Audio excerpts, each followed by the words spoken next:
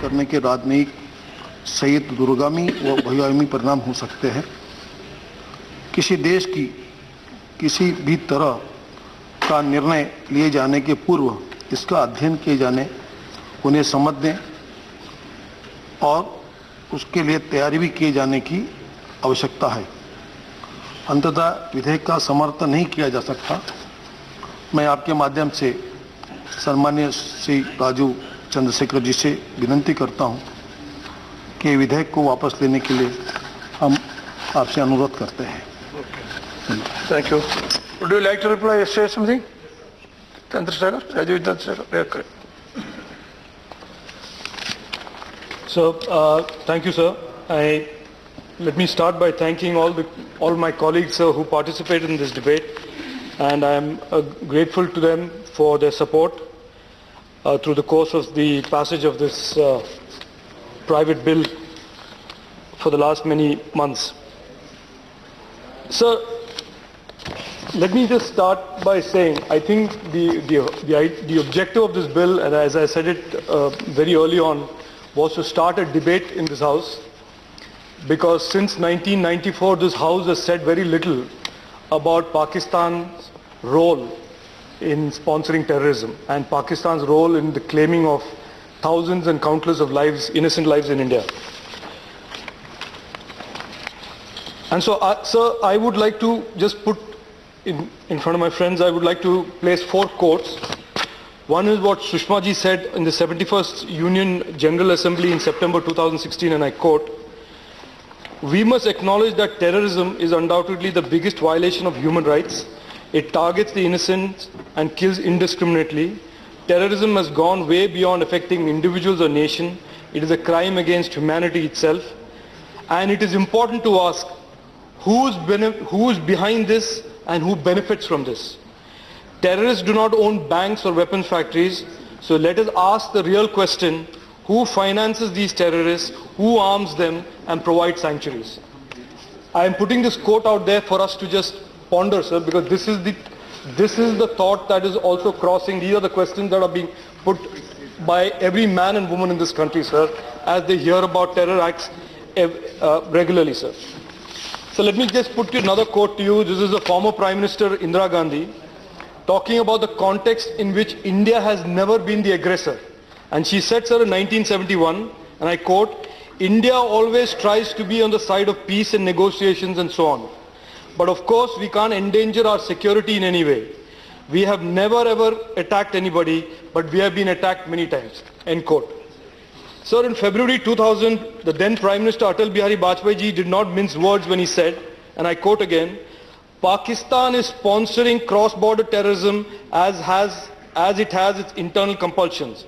Pakistan has been smarting ever since its defeat in 1971 and the formation of Bangladesh, and now it has been humiliated in Kargil. Though the battle of Kargil is over, the war against terrorism will continue till Pakistan does not stop sponsoring terrorism. There can be no meaningful talks with Pakistan till it stops cross-border terrorism." End quote, sir. So the point here is, for 7 decades, our neighbor has managed to leverage the sponsorship of terror as an instrument of statecraft. This is the fact. This has been going on for 70 years, sir.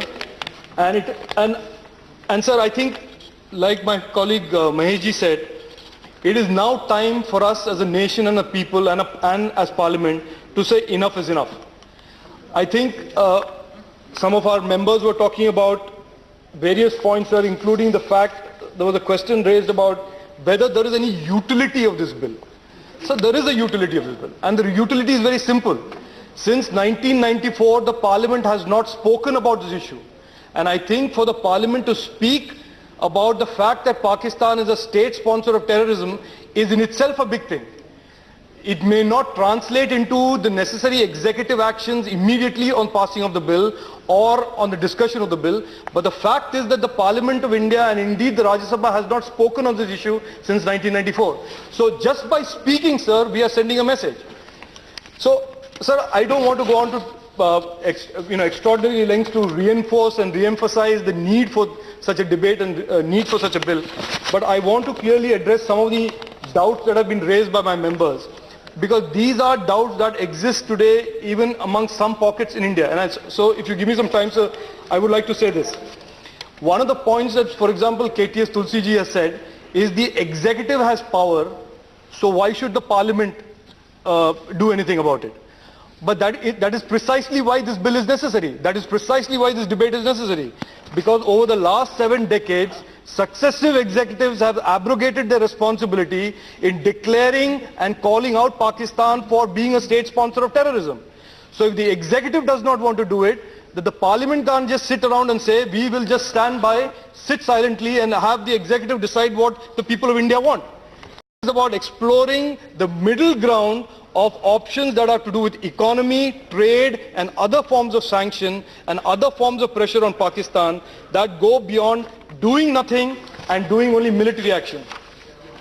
So there was another point raised about dragging, we must also declare Cuba and Israel. Now the point, sir, is we can only as parliament talk about who impacts us, who harms us. Cuba and Israel don't harm us.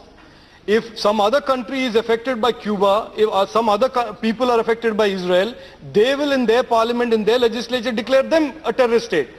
This is India. We represent the people of India, and the clear and present danger to the people of India is Pakistan, sir. So therefore, the argument that we should drag in... Sir, no. let me finish, sir. I want to finish all the points, sir. Give me 3 more points. No, not much time. Yeah. You are, see, the... Fine, sir. Let me finish. Reply us also... Yes, sir. No, there are points raised, so it's my obligation to reply to it, sir.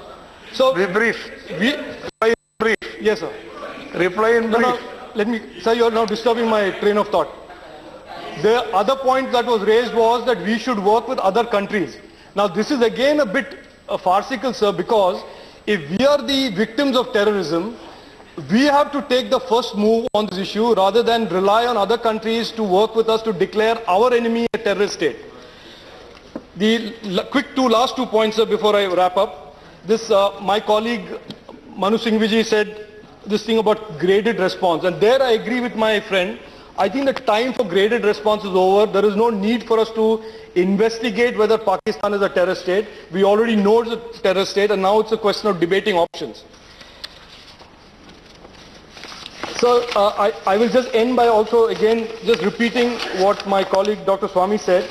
Just yesterday, sir, the US Congressman Ted Poe, the chairman of the House Subcommittee on Terrorism, has introduced HR 1449, the Pakistan State Sponsor of Terrorism Act 2017. And he quotes, sir, during the introduction, and I quote, "Not only is Pakistan an untrustworthy ally, Islamabad has also aided and abetted enemies of the United States for years. From harboring Osama bin Laden to its cozy relationship with the Haqqani network, there is more than enough evidence to determine whose side Pakistan is on in the war of terror. It is not America's, it is not the world's. It is the time we stop paying Pakistan for its betrayal and designate it for what it is, a state sponsor of terrorism, sir." End quote. Sir, I will end by requesting the government, sir, that the status quo not continue, that the government explore options that go beyond just candle raising or military options and explore a whole plethora of options that lie in the economic and the trade area, and so that we can approach the issue of Pakistan and the relationship Pakistan afresh. Thank you, sir. Okay. Thank you very much. So now, therefore, are you withdrawing the bill? So you say that. You are withdrawing the bill.